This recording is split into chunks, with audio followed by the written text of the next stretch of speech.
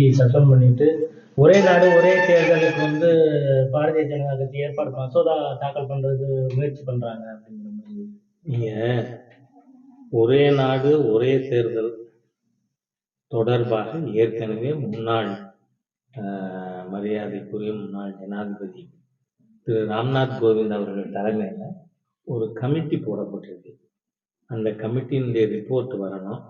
அது வந்த பிறகு தான் அது டிபேட் பண்ணணும்.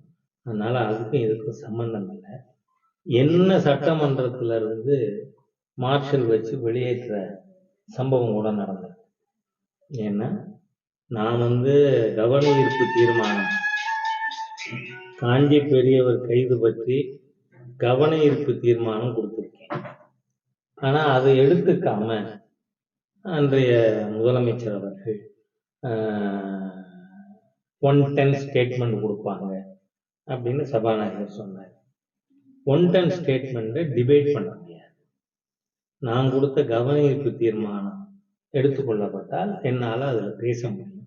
அதனால இது முறைகேடாக அரசாங்கம் நடந்தது அப்படிங்கிறதுனால நான் ப்ரொட்டஸ்ட் பண்ணி சட்டமன்றத்தில் போராட்டம் நடத்தினதுக்காக அவங்க மார்ஷல் வச்சு என்னை வெளியேற்றிருக்காங்க. ஆனால் பாராளுமன்றத்தில் அந்த மாதிரியான ஒரு சூழ்நிலை உருவாகிற மாதிரி எதிர்கட்சிகள் நடந்து கொண்டதில்லை. நீங்கள் பார்த்தீங்கன்னா சசி தரூர் கூட சொல்கிறார், நான் பிளக்கார்டே இது வரைக்கும் கொண்டு வந்ததில்லை.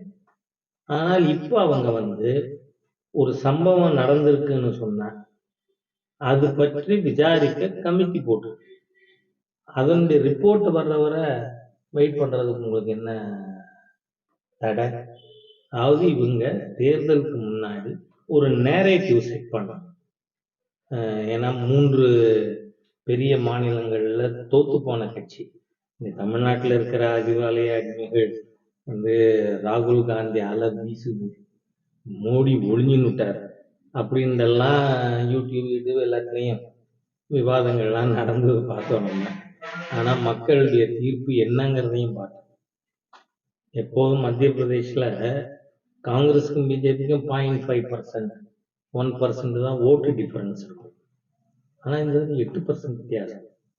நீங்கள் சத்தீஸ்கரில் பார்த்தீங்கன்னா முன்ன பிஜேபி வாங்கினது 33%, இப்போ 46%.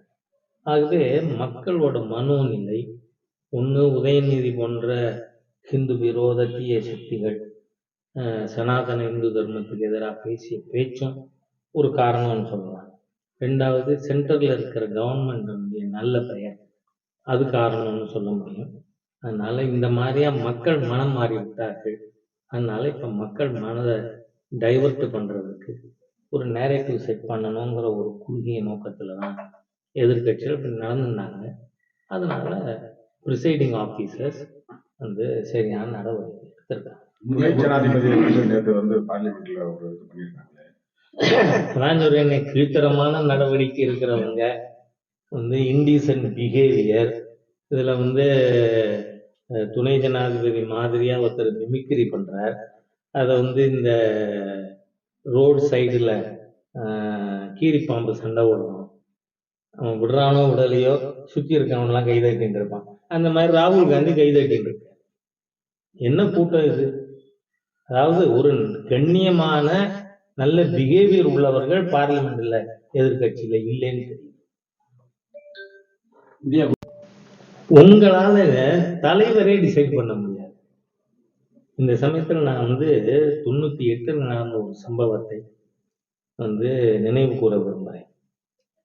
பிஜேபியில மேடம் ஜெயலலிதாவை அணுகி 98 எலெக்ஷன் எப்படி இருக்கும் அப்படின்னு திரு ஜனாகிருஷ்ணமூர்த்தி அவர்கள் சந்தித்து விவாதித்தார்.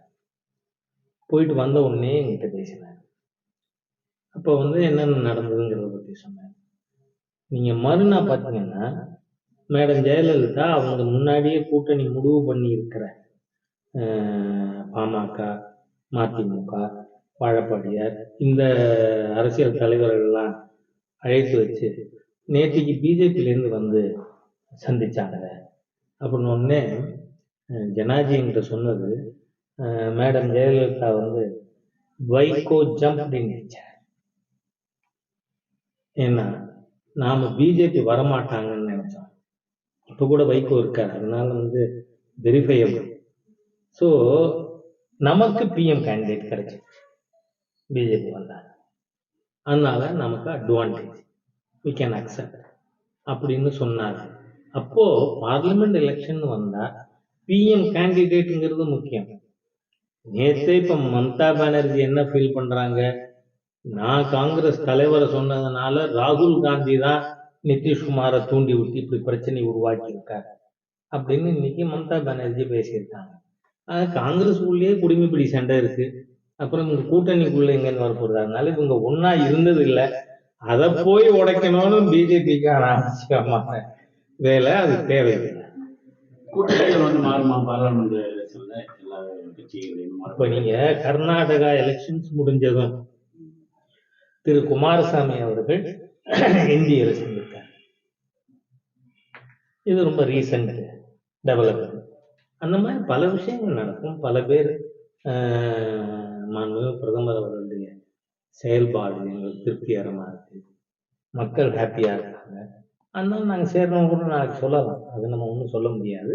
It is for the national leadership to decide. இப்போ மத்திய அரசோட குழு இப்போ சென்னையில் ஆய்வு பண்ணாங்க. இப்போ 5 மாவட்டங்கள் ஆய்வு பண்ணியிருக்காங்க. இப்போ மத்திய அரசோட நிவாரண தொகைகள் தமிழக அரசுக்கு எப்போ தமிழ்நாட்டுக்கு எப்போ கிடைக்குது? அது நான் அமௌண்ட் இன்னைக்கு கிடைக்கும்னு சொல்ல முடியாது. எடுத்தோடனே 1000 கோடி சென்னைக்கு மட்டும் கொடுக்கப்பட்டிருக்கு. இங்கே அடிஷனலாக தென் மாவட்டங்களுக்குன்னு அரசாங்கம் சொல்லியிருக்கிற ஃபிகரே 2000 கோடியே இல்லை, இன்னும் இல்லை. அவங்க உடனடியாக அவங்க நிவாரணம் கேட்டிருக்கிறது 2000 கோடி. அதனால இதில் எவ்வளவு மத்திய அரசு கொடுக்கும். அதுக்கப்புறம் ஏற்கனவே சென்னைக்கு இராணுவ அமைச்சர் திரு ராஜ்நாத் சிங் அவர்கள் நேரம் வந்திருக்க, சென்ட்ரல் டீமும் வந்தது. இங்கேயும் central team is already there. அதனால அவங்களோட அசஸ்மெண்ட்டும் இருக்கும். தமிழகத்திற்கு மக்களுடைய நலனை கருத்தில் கொண்டு மத்திய அரசாங்கம் நிச்சயமாக தாராளமாக இருக்கு. நான் பர்சன்டேஜை பற்றி பேசல, ஏற்கனவே கொடுத்திருக்கிற 6000 ரூபாயிலே சென்டர் ஷேர் 5500, மாநில அரசு கொடுத்திருக்கிறது நபருக்கு 500 தான். மாநில அரசு இந்த விஷயங்களை நியாயமா நேர்மையா மக்கள்கிட்ட சொல்லுங்க. நீங்க என்னதான் மூடி மூடி வச்சாலும் பாட ராகம் மூட மூட முன்முடி ரோகம்னா நடக்கும். அதனால அதெல்லாம் வேண்டாம். எப்படி 100% ஒரு நபருக்கும் 5 கிலோ அரிசி 1 கிலோ பருப்பு ரேஷன் கடையில் 100% சென்ட்ரல் சப்சிடி தான். மாநிலத்துக்கு 1 பைசா அதில் கான்ட்ரிபியூஷன் கிடையாது. ஆனால் அந்த உண்மையை சொல்றது இல்லை. அதில் போடுற பையில கூட ஸ்டாலின் படம் சீஃப் மினிஸ்டர் போடலாம், ஹூஇஸ் கருணாநிதி, அவர் படத்தை எதுக்கு போடுறது? அந்த மாதிரியான ஒரு அரசியல் அத்துமீறல்கள், ஒரு பொலிட்டிக்கல் இம்ப்ரோப்ரைட்டி இந்த அரசாங்கத்துக்கு இருக்கு. அது வேண்டாம். சென்டர் இவ்வளவு ஷேர் கொடுக்கறதுக்கு நான் இவ்வளவு போட்டு உங்களுக்கு கொடுக்குறேன் அப்படின்னு சொல்றது தான் மாநில அரசுக்கு அழகு அப்படிங்கிறத நான் தெரியப்படுத்தேன்.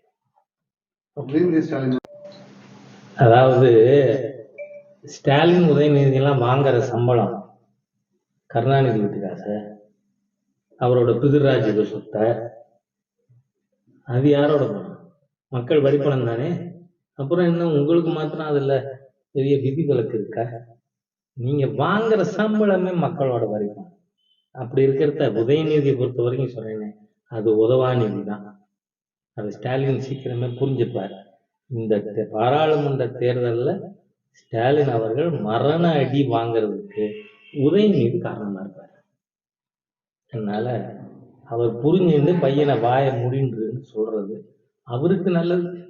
அவ்வளவுதான் நான் சொல்ல விரும்புறேன். Okay, thank you.